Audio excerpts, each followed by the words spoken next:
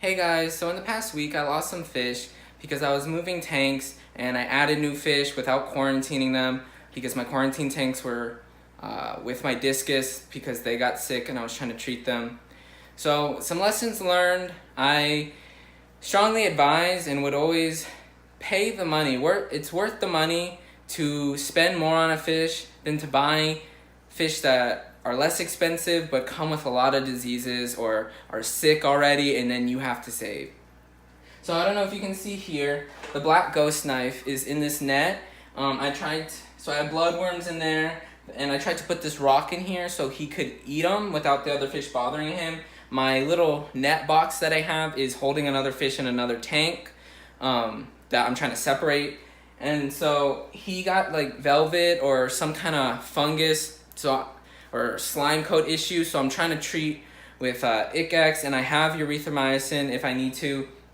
And because I got these angels down here and they got stressed because some fish in here were picking on them at first, and then they gave ick to the rest of the tank.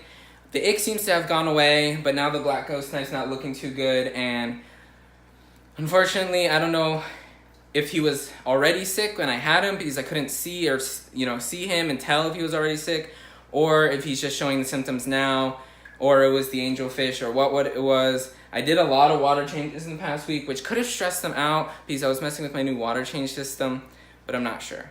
But the other fish I lost were my 2 female African cichlids for my OB breeder.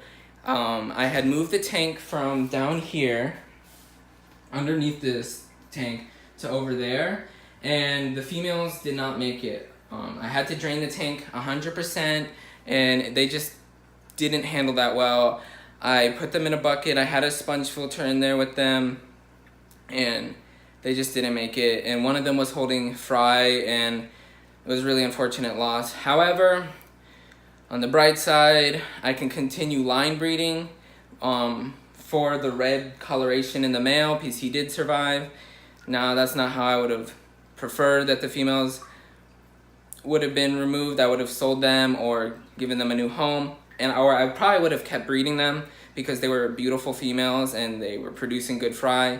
So that's unfortunate, and a lot of my fish aren't in a good state because of all the moving of tanks and water changes that I'm trying to figure out. All the water is dechlorinated and shouldn't have any particles in it because I do have like an RV filter, block carbon filter that should remove any impurities because that's how I used to do water changes.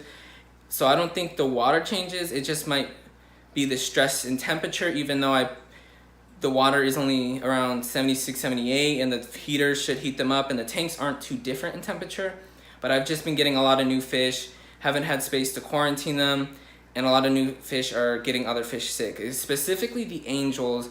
I have gotten 2 batches of platinum white angels that tend to be very weak just because of their genetics. Every time I've gotten them, they haven't survived. And this time, both times I've gotten them, only half have survived. And so I have 2 batches, one in a tank behind you, and then the 2 in this tank. So hopefully I can combine them. I'm trying to make sure that there's no issues with them before I combine them together in this tank.